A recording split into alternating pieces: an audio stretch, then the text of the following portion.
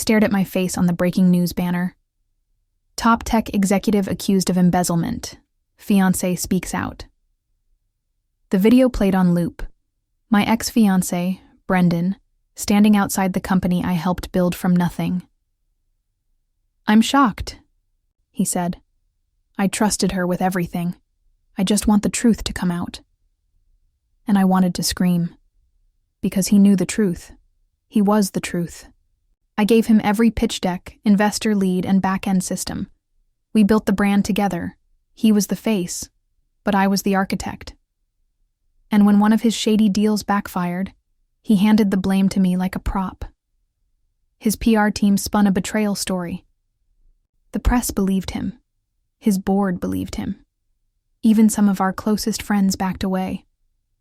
My accounts were frozen. My inbox was filled with threats. That night, I locked the door to the apartment we once shared and sobbed on the kitchen floor, surrounded by memories of a man who smiled while placing a knife in my back. I whispered through tears, "If I could go back, I'd never build for him. I'd bury him with it instead." I passed out cold. And when I woke up, it was 3. Months earlier, it was surreal. I sat up in bed, heart pounding, disoriented by how intact everything still looked. My phone chimed, a reminder to finalize Brendan's power of attorney access to our joint accounts. My hands went numb. This was the day, the one where I gave him control. The one I never thought twice about before. But now I knew what he'd do with that access. My breath shook as I scanned the room. Same view. Same clothes. Same lie curled up beside me. Still asleep. Brendan. The man I once trusted. With my life. I didn't cry. I didn't scream. I got up slowly, pulled on my robe, and stared out the window. I whispered, "Thank you." Because this time, I wasn't going to defend myself. I wasn't going to prove my innocence. I was going to let him make the same mistake, and make sure he never recovered from it. I smiled. 3 months was a long time. Long enough to set the match. Long enough to build the blaze. And this time, he'd burn in it alone. I didn't change a thing at first. I greeted him with a kiss, made his coffee just the way he liked, and smiled when he said, "Big day, huh?" "Huge," I whispered.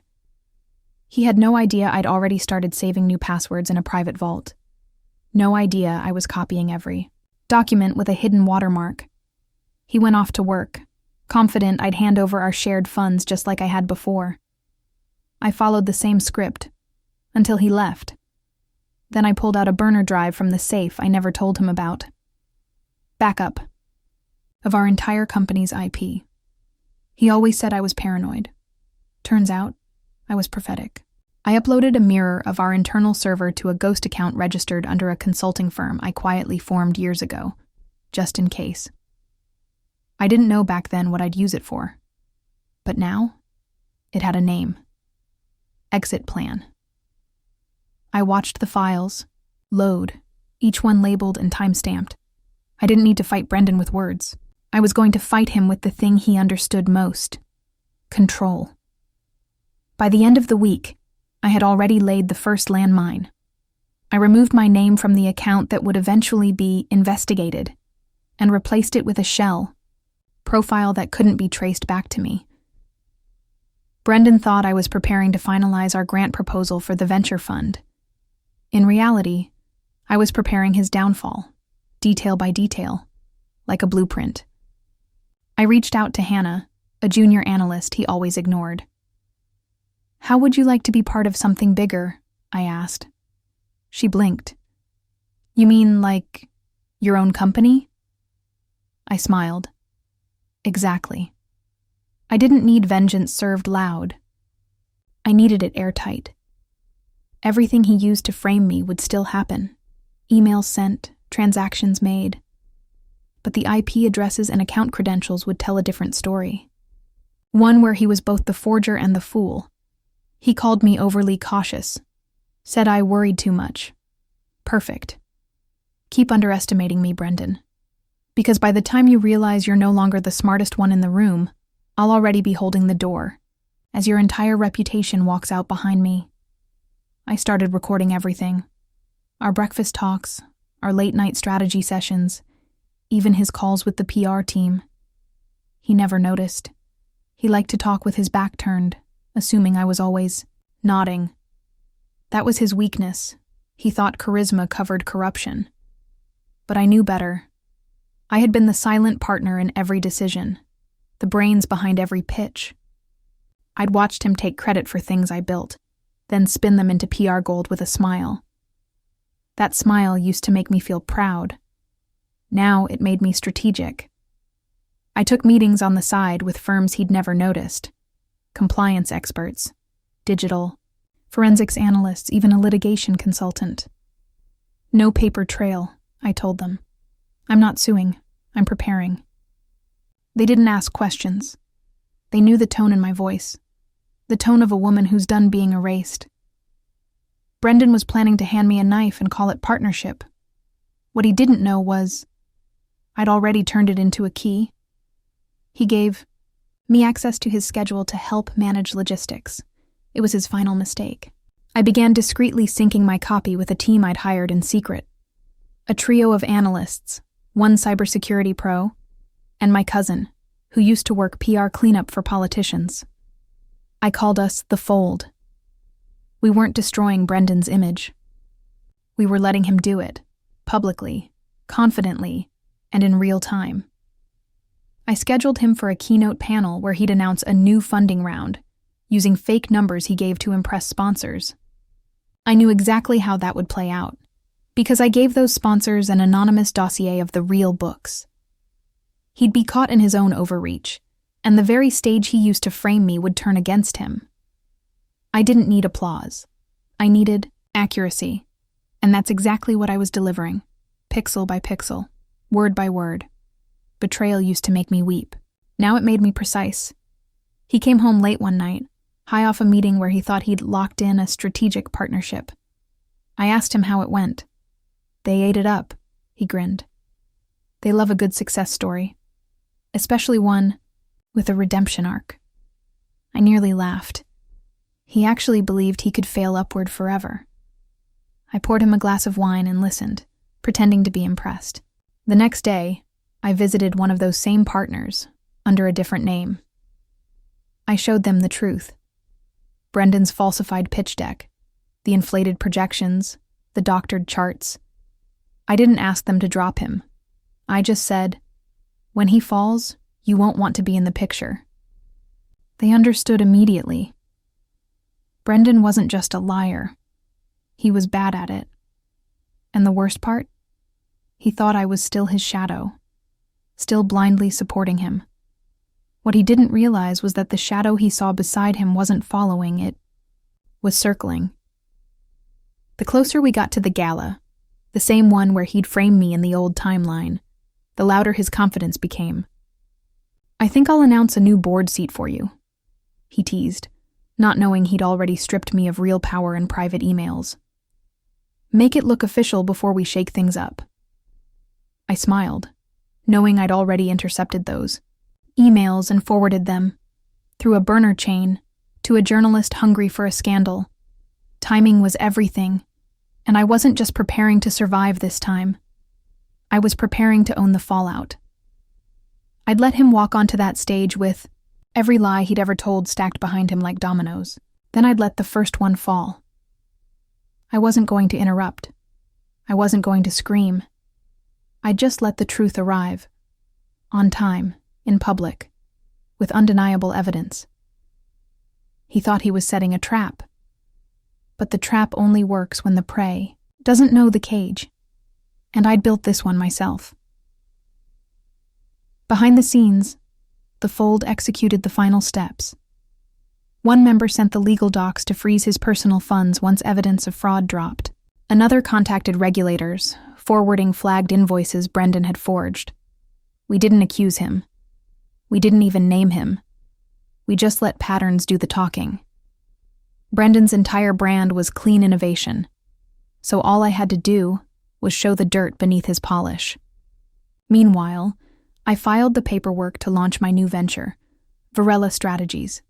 Every system he stole from me, I rebuilt, stronger. Every investor he charmed, I'd already warned. And every contact he used to bury me the first time, I buried.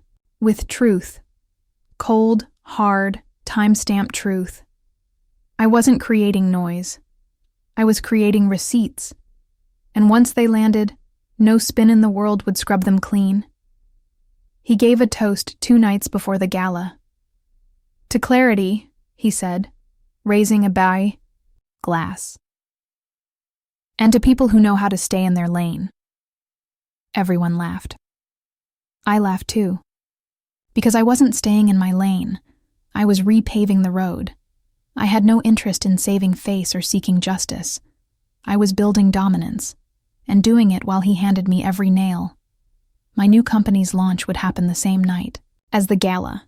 A simple digital campaign, anonymous at first, then slowly branded, quietly traceable.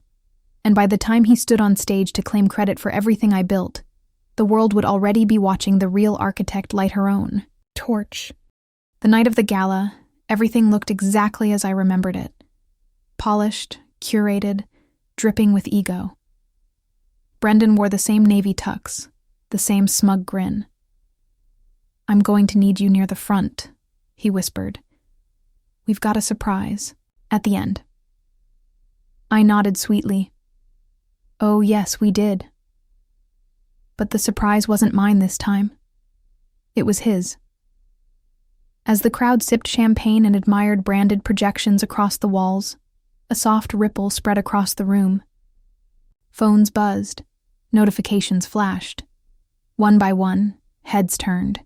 It had begun. The first wave, a press release from Varela Strategies, a launch announcement. Same night, same hour. It was strategic, it was poetic, and it was flawless. Brendan thought the spotlight was his. But the room, it was no longer watching him. He stepped onto the stage like a king returning to his throne. "We've come a long way," he said, voice rich with practiced charm. "And tonight, I want to honor the journey and the partnership that made it all possible." The room clapped politely. I stayed still, because that word, partnership, meant nothing from him, not anymore. As he started detailing his vision, the second wave hit. Screenshots, financial docs, time-stamped calls, audio clips, the screens. Behind him didn't show his polished keynote. They showed truth, evidence he'd buried, and the logo of the consulting firm who'd submitted the data. Varela Strategies. Brendan blinked at the screen, stuttered. I'm not sure what this is." But the audience already knew. The crowd wasn't clapping anymore. They were recording. He looked toward me, panic behind his eyes for the first time in his life. I didn't flinch. I didn't rise. I let the silence crush him. He glanced off stage, begging for a rescue that wouldn't come. The moderator leaned into the mic. "Mr. Kane, would you like to address the documents presented?" A murmur rolled across the room. Brendan swallowed hard. I think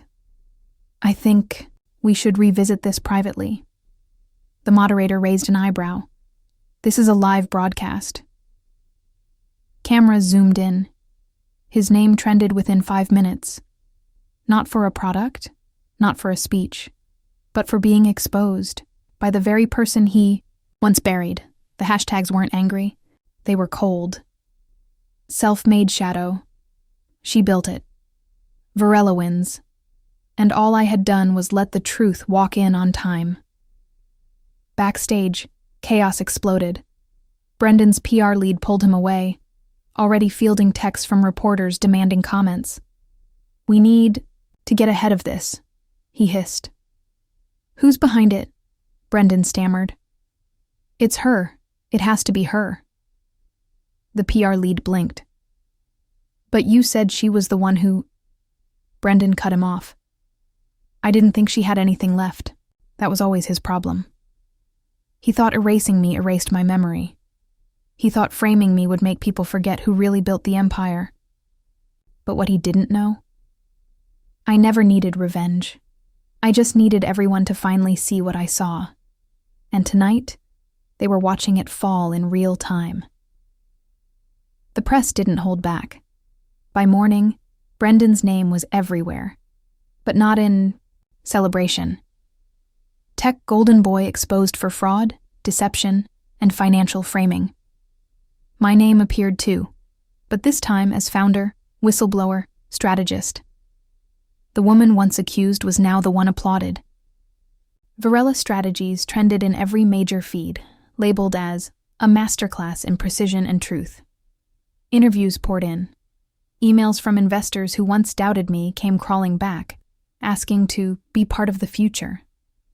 I didn't reply. I didn't need to. The story had told itself. The difference now was, it used my voice. I didn't win by shouting. I won by letting his echo turn into a confession. And when it did, the world finally listened. Brendan tried to spin it. Released a statement. I was misinformed. I never intended harm. But receipts don't bend to excuses. The screenshots, the recordings, the financial trail, all pointed to intent. Investors pulled out. Board members resigned. A week later, a federal inquiry opened into his fraudulent filings. His reputation didn't just take a hit, it vaporized.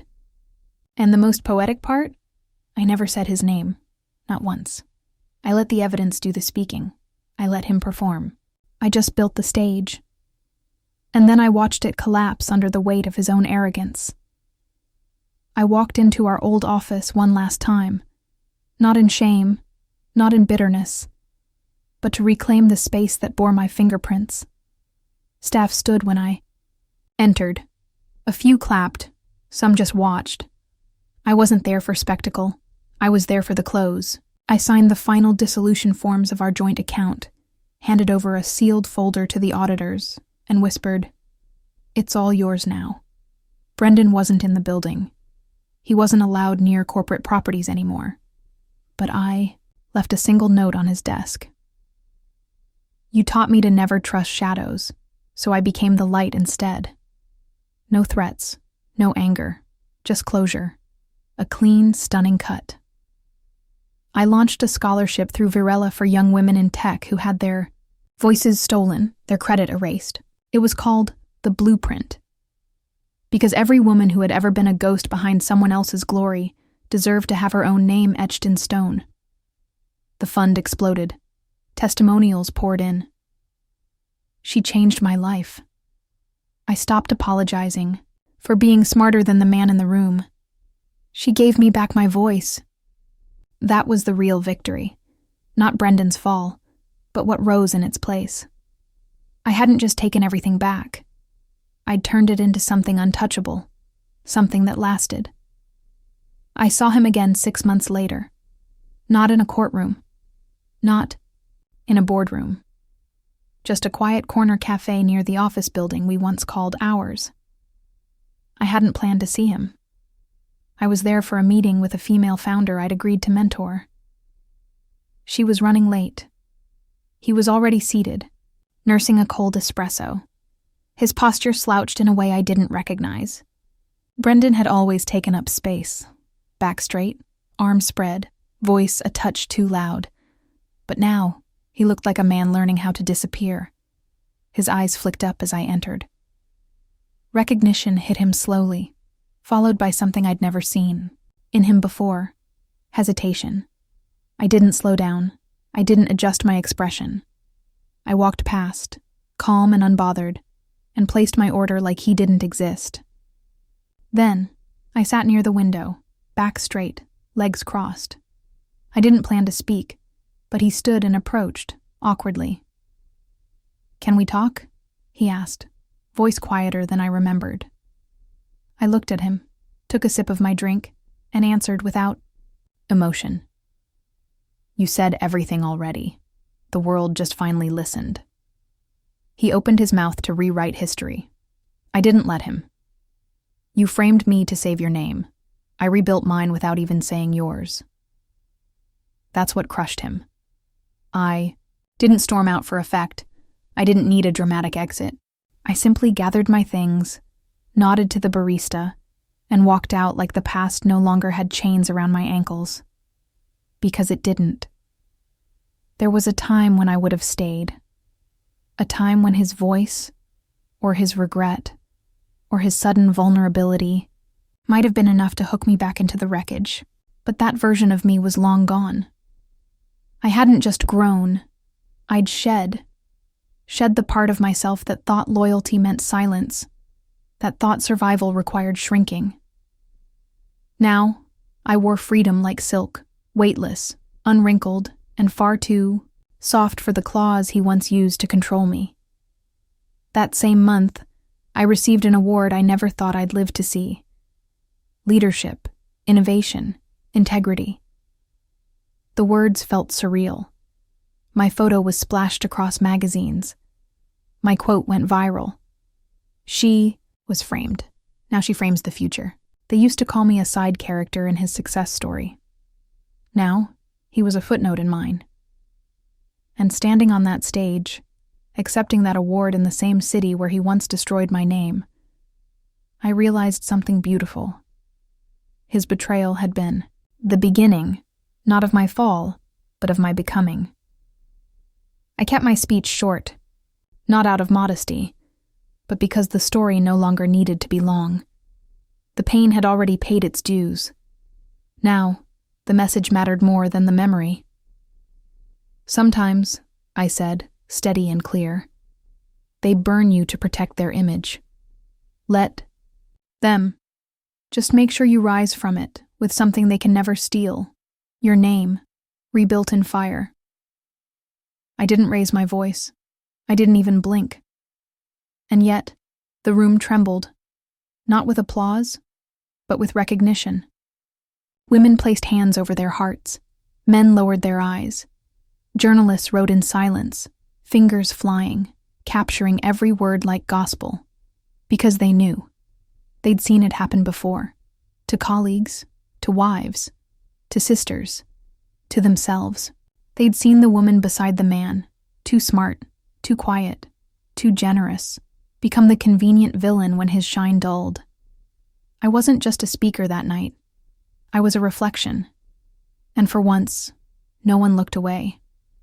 Brendan had once told me that no one remembers the silent ones, but what he didn't understand was this. Silence doesn't erase you. It preserves you until you decide it's time to speak. And when you do, the truth booms, not with rage, with fact. Varela wasn't just a company anymore. It had become a movement. The Blueprint Scholarship tripled in reach within 2 quarters. We funded women in tech, business, law, women who'd had their ideas stolen, their labor repackaged, their names erased from history. Some were young. Some were mothers returning to careers they'd been pushed out of. All of them had the same fire in their voice. I don't want pity. I want tools. That's what Varela gave them. And not just tools for success, but tools for protection.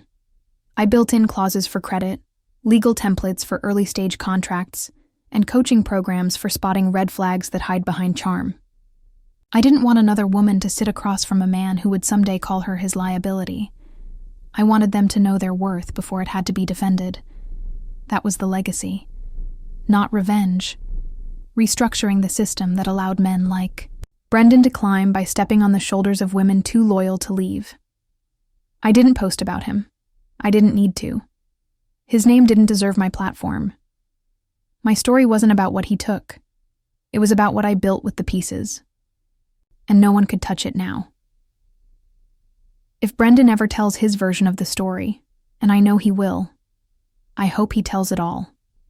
That I was ambitious, that I was too clever for my own good, that I was quietly competitive. Because all of that is true. I was ambitious. I was clever. I was competitive. But not with him. With the voice inside me that said, "They won't believe you. They'll always believe him." I fought that voice until I became louder than it. If he tells people I struck back, let him. If he tells them I turned cold, fine. If he calls it a mistake, what he did, what we were, he can have that too. Because the truth has never needed defending. It just needs time. And mine arrived. Brendan framed me to save his reputation. Reborn, I took everything while he watched from the sidelines, powerless, forgotten, irrelevant. Not because I attacked him, but because I stopped feeding him. I stopped explaining, stopped softening. And the moment I did, he vanished under the weight of his own fiction. I didn't erase him. He erased himself. And I became the kind of woman who doesn't need to shout when the truth already echoes in every room she enters. I didn't need to mention him ever again. That's the most powerful thing I learned. Not every wound needs to be displayed to prove it happened. Some of the deepest scars are the ones you never bring into the room, and yet they shape every word you speak and every boundary you hold. Varela expanded across 3 continents. I hired women who had once been pushed out of leadership roles for being too assertive or too visible. I placed them in positions where they no longer had to whisper to be heard. They didn't thank me for saving them. They thanked me for recognizing them. That's what we'd all been denied for so long. Recognition without conditions. I stopped telling my origin story as one of betrayal. Now, when people asked how I got here, I said simply, I stopped playing small. They always nodded like they understood. But unless they'd ever had their name dragged through headlines, their silence mistaken for guilt, and their loyalty used as a weapon against them, they didn't. And that was okay. Because the women who did understand, they didn't need the story. They only needed to see me standing, smiling, unbothered, and thriving. That was enough. When the biggest global tech summit invited me to be their closing speaker, I almost said, no, not out of fear, but out of peace. I didn't feel the need to keep proving myself anymore, but one of my junior developers stopped me in the hallway. We grew up watching men give those keynotes, she said. We've never seen someone like us own the final word. That stayed with me. I realized then that my presence wasn't just mine. It belonged to every woman who'd ever second-guessed her place at the table she helped build. So I said yes. I wrote the speech on a plane, in a quiet hotel room, and in the margins of meetings. But when I stood on that stage, I didn't bring notes. I brought presents. They say some people are born lucky, I told the audience. But some of us were just born underestimated and built entire empires while they watched us fall. I didn't need applause. The silence before the ovation was louder than any standing ovation I'd ever received. It was the kind of silence that means people aren't clapping yet, because they're still absorbing the truth. After the summit, I walked alone along a quiet riverbank. I didn't need a crowd. I needed stillness. The sky was soft, gray but open, like it was listening. I thought about the woman I used to be, the one who handed over passwords and strategies thinking that was love, the one who defended someone, who would eventually destroy her publicly without flinching. I held her in my mind, not with shame, but with compassion. She was never weak. She was just trusting. And when her heart broke, she didn't vanish. She took the pieces and built something stronger than either of them could have ever imagined. I whispered, "You made it." And I meant it. Because survival is one thing. Rebuilding with elegance, that's rare. And that's who I became. Not just someone who escaped the fall, but someone who rose so high the fall no longer mattered. Brendan's name barely appeared in the news anymore. The scandal came and went. His company folded. The board replaced him with someone younger, quieter, more palatable. He released a self-published book. I never read it. A friend told me it was filled with half-truths and philosophical jargon, like a man trying to drown out guilt with wordplay. Let him. That was the difference between us now. I didn't need the last word. I already had the legacy. One built not on retaliation, but redirection. I didn't just prove he was wrong. I proved I was always right about what I brought to the table. They used to say, behind every great man is a woman. But in my story, the woman walked ahead and didn't wait for anyone to follow. And when they finally caught up, they didn't find someone bitter. They found someone better. So if he ever tells the story again, and I know he will, let him. Let him say I changed. Let him say I became unrecognizable. He's right. I am not the woman he left behind. I'm the woman who watched him try to bury her and used the dirt as foundation. I'm the woman who took every lie, every headline, every empty apology and turned it into fuel. I'm the woman who didn't scream when he betrayed her. She planned. She paused, she prepared, and when the time came, she didn't just fight back. She ended the war with elegance. Reborn, I didn't just survive the man who framed me.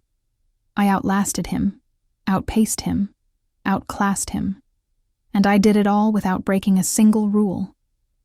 He framed me to save his reputation. I took everything and made sure he watched it all collapse. Because that's what happens when you try to erase a woman who remembers everything. I smiled beside him once. I smiled behind him for years. But now, I smile above him. And I never have to look down again.